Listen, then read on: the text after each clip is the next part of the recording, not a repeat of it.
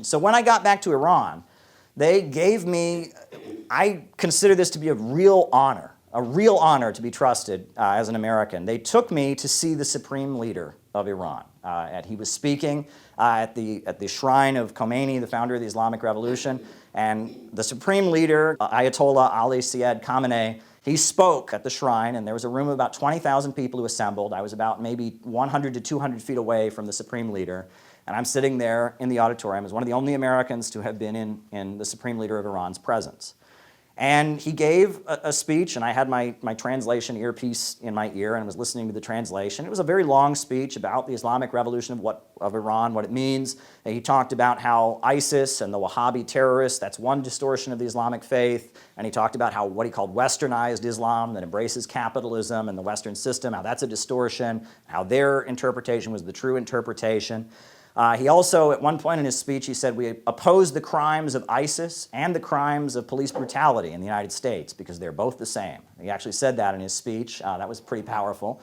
And then I will never forget, because I guess the context was explained to me. At the time, Rouhani was the president of Iran. He was kind of a reformist. And one of Rouhani's allies had said that we should stop calling America the Great Satan, and that wasn't correct or whatever. So the supreme leader gave his rebuttal to that. And he said, yes, we do call America the Great Satan. He says, but we don't mean the American people. We don't mean the American people. Many of the people of America are working class. Many of them are struggling to get by.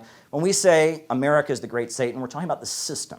We're talking about the system of imperialism that grinds countries into poverty, that beats people down, that starves people across the world. And he said, we definitely consider that system to be Shaitani Buzurg, or the Great Satan. So after he made that point, and I'm standing there with these diplomats, and I'm standing there, and there's Chinese diplomats and African diplomats around me. I'm hearing this, and he says, we say that America is definitely the Great Satan. I was the only American in a room of 20,000 people who immediately started pumping their fists like this and chanting, "Death to America, death to America, death to America." And I stood there in that moment. And you can't describe that feeling. You have to have been there. And tears started pouring down my cheeks. And it was just overwhelming for me. And I was sitting there, or standing there in this auditorium of people chanting, "Death to America, death to America."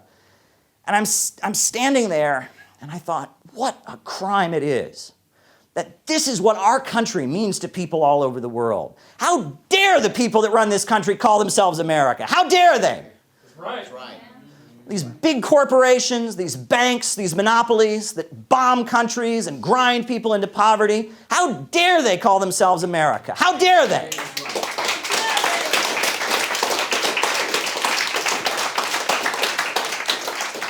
They weren't chanting death to my family. They weren't chanting death to the people in my neighborhood and my community. They identified America with policies that have actually been destroying America.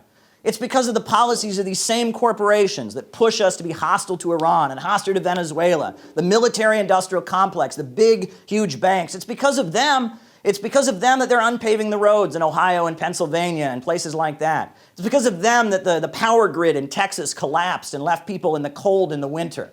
And these same multinational corporations that are beating down and destroying people, they are also destroying the United States. And the working people of the United States, the working class, black, white, Arab, Asian, Latino, all of us here, the working class of the United States, we have a common destiny with the people of the world in the struggle against imperialism, the global monopoly capitalist system. We have a common destiny. There is a common destiny. And it was that understanding that made me come to the conclusion that it is our job to show the people of the United States and the people of the world that there is another America. Yes, there's the America of slavery. There's the America of war. There's the America of empire. There's the America of George W. Bush and Joe Biden and Donald Trump. Yes, that America exists. But there's also the America of John Brown and Harriet Tubman. There's also the America of the people who built the labor movement and fought for the rights of women and fought for the rights of the LGBT community. At the same time that slavery was going on, there were people rising up and protesting against it. At the same time these ugly wars that the imperialists waged happened, People were resisting. People were fighting back. And we have just as much right to call ourselves Americans as they do. That's right. That's right.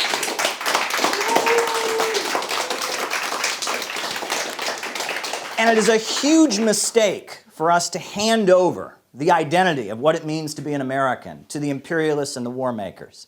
They have written us out of history. They've told us, especially since the Cold War and McCarthyism, that our whole identity is somehow tied in with free market capitalism, that this is the American way. Well, this is false, right? The first person to use the word socialism in the English language, it was first in French, but the first person to use it in the English language was Robert Owen. And Robert Owen, he was a Welsh industrialist who moved to Indiana, and he set up a socialist commune in Indiana called New Harmony. And he was invited to give a speech to a joint session of Congress explaining what socialism was. Furthermore, there was a socialist in U.S. history who actually wrote some very, very radical words back in 1892. I'm going to recite those words right now because I have a feeling that some of you probably have heard them before. These are some very radical words from a very radical socialist. You ready?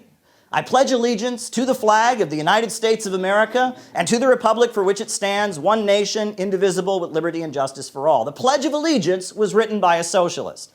His name was Francis Bellamy, and he was a Baptist minister in addition to being a socialist, right? Imagine that, right? He was a Baptist minister and a socialist, and he was so much of an anti-racist that when he was in Boston giving his anti-capitalist sermons, they actually banned him from preaching in the city of Boston.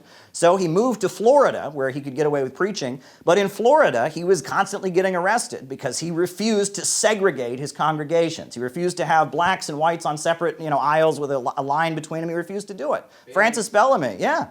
He was a radical, and he was a socialist, and he wrote the Pledge of Allegiance. And where did he get the words for the Pledge of Allegiance? Well, after the U.S. Civil War, in order to get your voting rights back, if you'd been a Confederate, you had to take an oath of loyalty to the country. And so he based the Pledge of Allegiance on the various loyalty oaths that Confederates were forced to take. And it's kind of funny because if you listen to the words, if you read them in that context, it's actually almost kind of funny, right? So it's like, I pledge allegiance to the flag of the United States of America and to the republic, one nation, indivisible, with liberty, no slaves, and justice, no slaves, for all. I mean, it's kind of, it's like, twisting someone's arm. Say uncle, it's kind of how the Pledge of Allegiance reads. It's kind of funny like that. But Francis Bellamy, his cousin was Edward Bellamy, who was a socialist who actually wrote a novel called Looking Backward, which was a best-selling science fiction novel in 1888. Then it was about a guy who he has trouble sleeping, so he hires a hypnotist, and the hypnotist, hypnotizes him, and he falls asleep, and for some reason he doesn't wake up until the year 2000. And he wakes up, and the United States is a socialist utopia in the year 2000, where, and he walks around and he learns all about how great it is. And people loved this novel, and they formed Bellamy clubs all over the United States to study this novel. It was sold about as many copies as the novel Ben-Hur, which was also very popular at the time. So there's nothing un-American about socialism.